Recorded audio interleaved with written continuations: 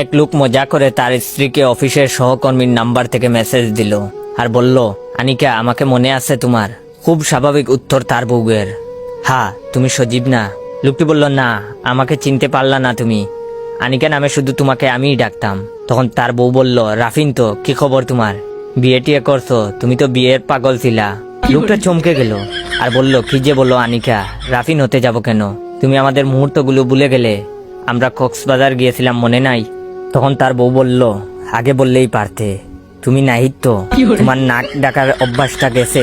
লোকটা নড়ে চড়ে বসলো। তাদের পারিবারিক বিয়ে। তার বউ বলেছিল সে নাকি বিয়ের আগে কোনো প্রেম করেনি। তারপর লোকটি তার বউকে আবারও পরীক্ষা করার জন্য বলল, আমি নেশাখোর সেই ছেলেটা, সিগারেট ছাড়া যার এক মুহূর্ত চলে না। এবার বললো, চিনতে পারছো কিনা? তখন তার বউ বলল, আরে শুভ, তুমি গাঞ্জা খাওয়া ছেড়ে দিছো? হোটেলের ভিতরে তুমি যেভাবে গাঞ্জা খেয়েছিলে, উফ, আমার মনে হলেই গায়ের লোম দাঁড়িয়ে যায়।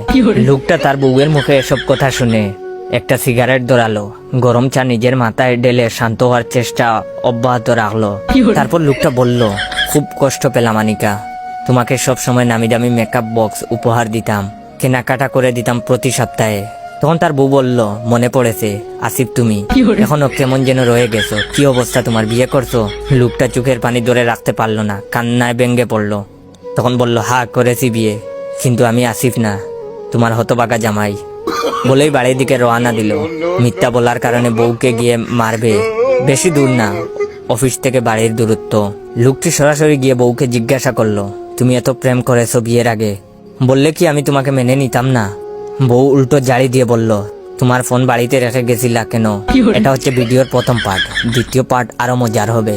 যদি দ্বিতীয় পার্ট দেখতে চান তাহলে বেশি বেশি করে লাইক, কমেন্ট, শেয়ার করবেন আর কমেন্ট করবেন দ্বিতীয় পার্টের জন্য। ধন্যবাদ।